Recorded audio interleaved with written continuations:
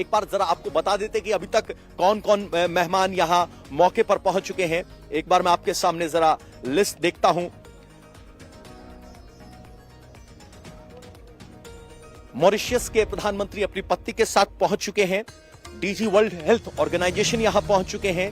World bank president Ajay Bagga यहां पहुंच चुके हैं और इजिप्ट के प्रेसिडेंट भी यहां पहुंच चुके हैं। ये आधिकारिक डिनर राष्ट्रपति द्रौपदी मुर्मू की तरफ से होस्ट किया गया है और ये पहला मौका है जब इस तरह का आधिकारिक डिनर राष्ट्रपति भवन के अलावा भारत मंडपम में होस्ट किया गया है। एक बार जरा मैं आपको तस्वीरें दिखा दूं, यहाँ की हलचल आप महसूस करने की कोशिश कीजिए। एक के बाद एक यहाँ कैवलकेड आकर लग रहे हैं और यही वो वेन्यू है जहां पर बैठक हुई, यही वो कंसेंसस बिल्डिंग का प्रोसेस हुआ जिसमें G20 के सभी देशों ने सहमति जताते हुए यहां ये उपलब्धि हासिल की कि एक ज्वाइंट स्टेटमेंट आ सका।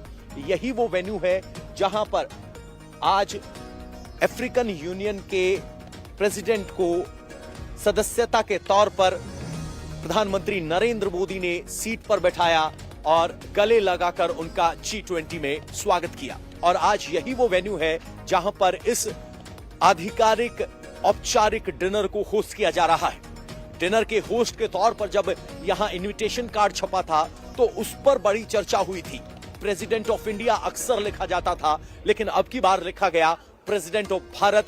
अब बहुत से लोगों में उत्सुकता है कि क्या नाम बदला जा रहा है। आज बहुत से फॉरेन जर्नलिस्ट हमसे जानना चाह रहे थे क्या सचमुच नाम बदल रहा है, और जब हमने उन्हें बताया Bharat India that is Bharat, ये कॉन्स्टिट्यूशन ऑफ इंडिया में 1.1 में लिखा गया है, तो उन्हें लगा ऐसा नहीं है। और जब भारत के प्रधानमंत्री के तौर पर G20 की अध्यक्षता प्रधानमंत्री नरेंद्र मोदी कर रहे थे, तब भी उनके नाम के सामने जो प्लेट लिखी थी उसमें तिरंगे के साथ भारत लिखा गया था। और उस भारत को देखकर बहुत से विदेशी मेहमानों को लगा कि क्या सचमुच नाम बदलने वाला है। शायद वो ये नहीं जानते भारत और इंडिया दोनों कॉन्स्टिट्यूशन में है और पहले से ही दोनों का नाम इस्तेमाल होता रहा है।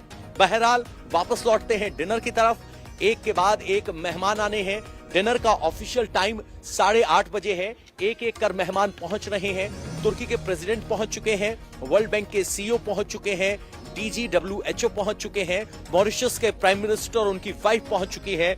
और ये डिनर आज दिन भर की उपलब्धियों को सेलिब्रेट करने का डिनर होगा। आपको बता दें कि डिनर डिप्लोमेसी भी बहुत मायने रखती है। इन सब राष्ट्राध्यक्षों के साथ इनफॉर्मल तौर पर बात करने का एक अवसर होता है। और आज जो लंच सर्व किया गया था उसमें भी उसे वर्किंग लंच कहा गया था। जनरली लंच पर काम की बात नहीं होती, लेकिन आज का जो फॉर्मल लंच था उसको वर्किंग लंच कहा गया, जहां आप काम की बातें कर सकते हैं, यहाँ इवेंट से जुड़ी हुई या द्विपक्षीय मुद्दों से जुड़ी हुई बातें कर सकते हैं।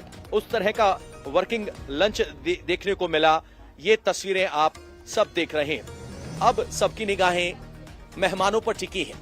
क्या कोई ड्रेस कोड चेंज होगा, किस तरह की अपीयरेंस में फर्स्ट पर्सन या कहें कि राष्ट्राध्यक्ष और उनकी स्पाउस दिखाई देंगी, उनकी फैशन स्टेटमेंट क्या होगी, इस पर भी सबकी निगाहें होंगी। क्योंकि अब रिलैक्स करने का या कहें कि डिनर होस्ट करने का टाइम है भारत की तरफ से दिन भर की मेहमान नवाजी के बाद या कहें कि काम के बाद। तो इस वक्त भारत मंडपम में इसी बात को लेकर है, यहां हलचल लगातार बनी हुई है।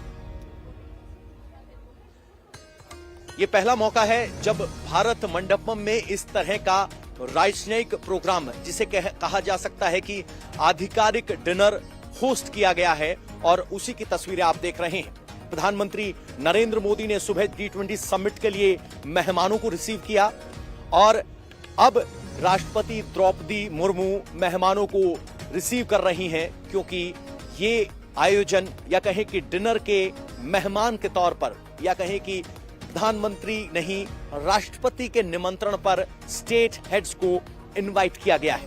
ये तस्वीरें आपकी स्क्रीन पर आप जो देख रहे हैं, ये भारत मंडपम से आप लाइव बुलेटिन देख रहे हैं और यहां एक के बाद एक मेहमानों का आना शुरू हो गया है। आज दिन की हाईलाइट अगर आपको बताएं तो आज दिन की हाईलाइट ये रही कि भारत की अध्यक्षता में ऐतिहासिक कदम उठाया गया और अफ्रीकन यूनियन को G20 राष्ट्रों में शामिल किया गया है। इसके अलावा एक ज्वाइंट स्टेटमेंट को लेकर भी सहमति बनाने में भारत कामयाब रहा है। 20 के 20 राष्ट्र इस बात पर सहमत हुए कि एक ज्वाइंट स्टेटमेंट आए। उस ज्वाइंट स्टेटमेंट में बहुत सारे स्टेप उठाए गए हैं। यूक्रेन को लेकर कुछ राष्ट्रों को आपत्ति थी, तो यूक्रेन को लेकर एक पैराग्राफ को हटाया गया है। हालांकि यूक्रेन का जिक्र उस ज्वाइंट स्टेटमेंट में भी है। और सबसे बड़ी बात की गई है सस्टेनेबल डेवलपमेंट गोल्स की, और क्रिप्टो करेंसी को रेगुलेट करने के लिए भी सहमति बनी है। जिस तरह से Bharat one earth one family one future की बात करता है, उसके एजेंडे को सर्वसम्मति से ज्वाइंट स्टेटमेंट में स्वीकार किया जाना दिखाता है कि भारत इस एजेंडे को फॉरफ्रंट पर यानी आगे रखने में कामयाब रहा है। आपको और बता दें कि G20 पर आरोप लगे थे कि ये एक जियो पॉलिटिकल प्लेटफॉर्म बनता जा रहा है, क्योंकि पिछले साल जब यूक्रेन और रूस के युद्ध का साया था, तब इस तरह के आरोप लगे थे और भारत के सामने चुनौती थी कि कैसे वापस आर्थिक एजेंडे पर G20 को लेकर आया जाए। और भारत ने वो उपलब्धि हासिल की है।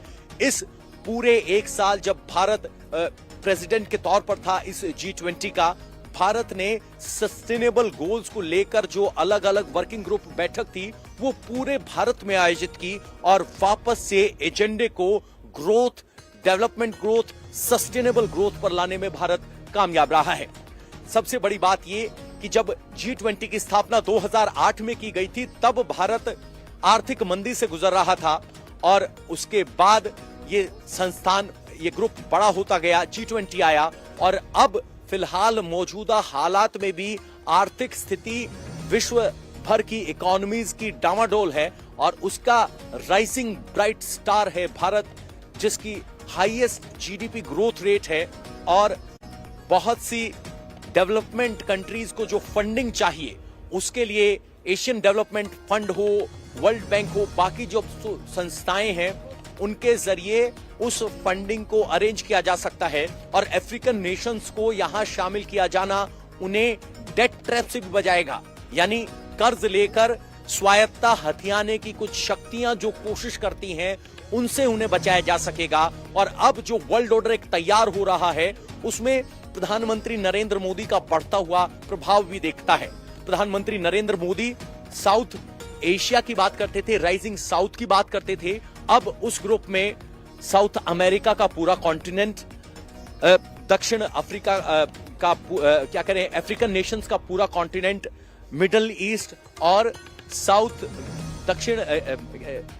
एशिया या उसकी पूरे ग्लोब में एक नई पावर उभर कर आ रहा है। और आप इस बात का अंदाजा लगाइए किस तरह से भारत का प्रभाव लगातार बढ़ रहा है कि जब भारत की तरफ से ये कहा गया कि शामिल होना चाहिए, तो वहां पर जब कहा गया कि अफ्रीकन नेशंस को शामिल होना चाहिए, तो तुरंत अफ्रीकन नेशंस को भारत की अध्यक्षता में वो सदस्यता मिल पाई है।